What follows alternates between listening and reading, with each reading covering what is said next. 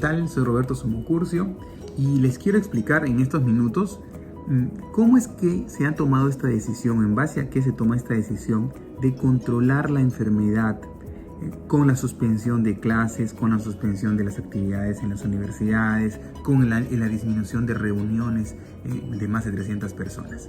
¿Por qué? Esto se basa en unas curvas epidemiológicas que les describo a continuación. Estas son las curvas epidemiológicas que tratan de resumir las acciones que se toman y las consecuencias que suceden si es que se toman o no cuando hay una epidemia. Vean, en esta columna está el número de casos. En esta columna, el número de meses desde que aparece el primer caso. Y esta línea en celeste es la capacidad que tiene el sistema de salud para poder afrontar la cantidad de casos que puedan presentarse. Si yo empiezo con la enfermedad, obviamente va a haber un periodo en el cual no hay muchas personas y hay un periodo de incubación incluso. Brota la enfermedad, aparecen los primeros casos y empiezan a aparecer exponencialmente. Si yo no tomo medidas, esta curva supera la capacidad de mi sistema de salud y colapsa. Si yo tomo medidas, la línea en verde, puede ser que mis medidas sean tan buenas, porque tienen que ser muy buenas, para que no supere la capacidad del sistema de salud. Y la enfermedad se controla y toda epidemia tiene un fin. Igual en el caso de que no tome medidas, pero esta situación es devastante para un país. A la vez, si yo descuido mis medidas y no tomo precauciones después de haber controlado la enfermedad, puede haber un repunte, que esto es lo que nos espera.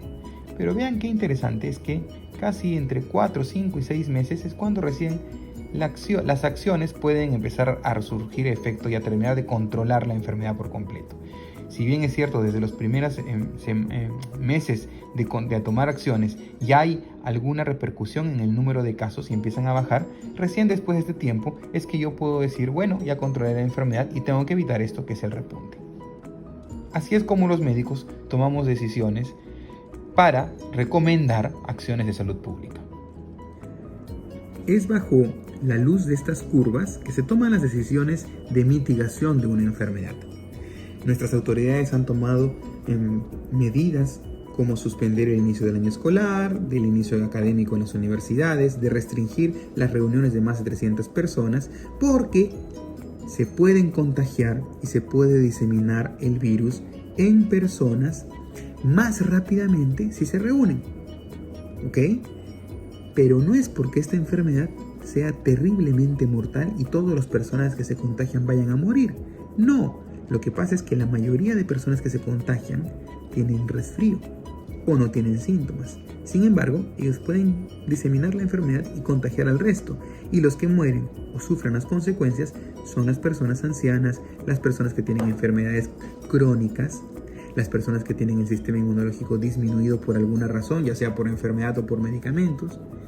Esas personas son las que van a tener las consecuencias serias y hasta a veces fatales. Por eso, dicen los epidemiólogos que en la cultura occidental donde vivimos, las medidas personales son más importantes que las medidas gubernamentales. ¿Qué quiere decir?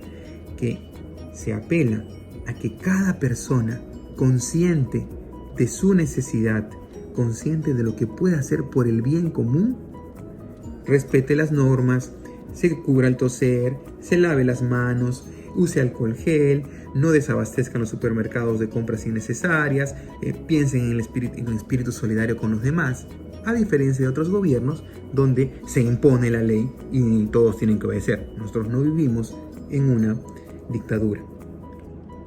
Así que tengamos en mente eso, el espíritu solidario tiene que salir a relucir. Hace algunos años leí un libro que les invito a leer, se llama La peste, de Albert Camus. Y aunque suene trágico y no estamos en la peste, sí resume cómo el espíritu humano de solidaridad y del bien común termina reluciendo en una sociedad podrida como la que estaba en ese libro.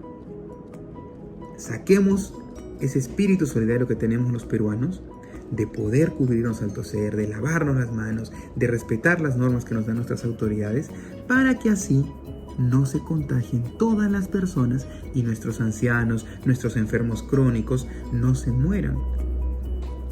Y sobre todo para que nuestro sistema de salud que no es el mejor del mundo, no colapse. Así que a tomar en cuenta, conversen en sus casas qué harían si es que entramos en una cuarentena. Tomen decisiones sensatas y pensadas, sin caer en el pesimismo, sin caer en el pánico que a veces en las noticias vemos. ¿Ok?